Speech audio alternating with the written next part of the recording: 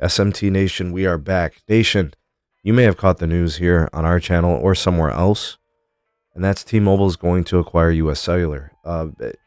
I think it's probably going to happen. I don't think there's much pushback. I'll be sure to kind of put a link in the description for the tmobile.com news release for those of you that need to catch up on it. So that link is in the description.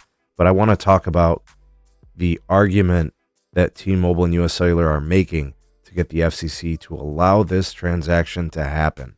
Remember, regulators got to approve it. So here's their case. Let's discuss it in today's video. Link for the article in the description. Ways to support us can be found there as well. Please do like and share this video. Subscribe if it's your first time here, and turn on the bell notifications icon to never miss an upload from the SMT. All right, folks. So the FCC is going to be overseeing this transaction.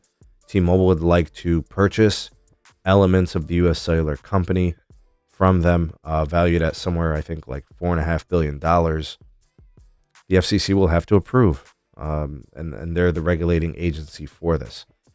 So what US Cellular is kind of saying, and these are, I guess, the justifications or their basic premise as to why they want to merge, quote unquote merge, it's really an acquisition, with T-Mobile here. Here it is. US Cellular has been losing customer lines for years. The losses have been accelerating. The company said that even when it stepped up promotional incentives in 2022 in an effort to reverse the trend, it still saw customer losses rather than gains. By total mobile connections, US Cellular is the 7th largest US provider with a smaller mobile customer base than companies such as Comcast and Spectrum. The company goes on to blame the high cost of 5G mid-band spectrum. US Cellular took on significant debt to purchase the mid-band spectrum needed to compete in 5G. It has to pay that debt amid declining subscriber revenues, so it says it invested less in the network as a result. Executives from the company described a compounding cycle in which the company was less able to invest in its network than its competitors and rivals.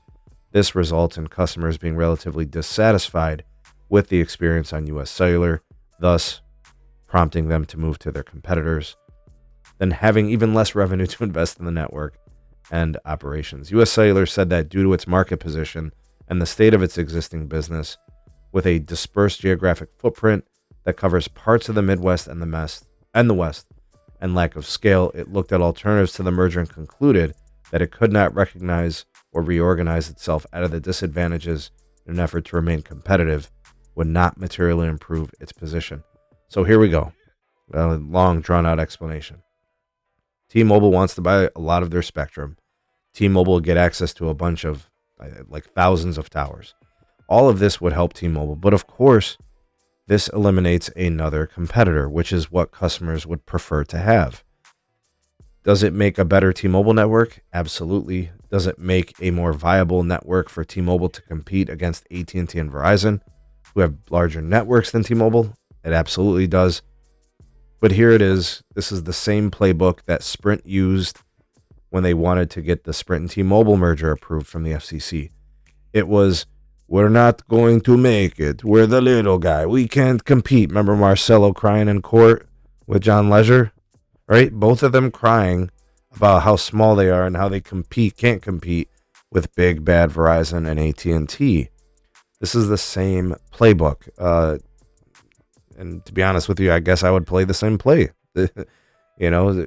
Cry about how you're going to not survive and you can't compete, and the FCC will approve it. What do you guys think? Good argument? You guys think this will work, or do you think bad argument and it's not going to work?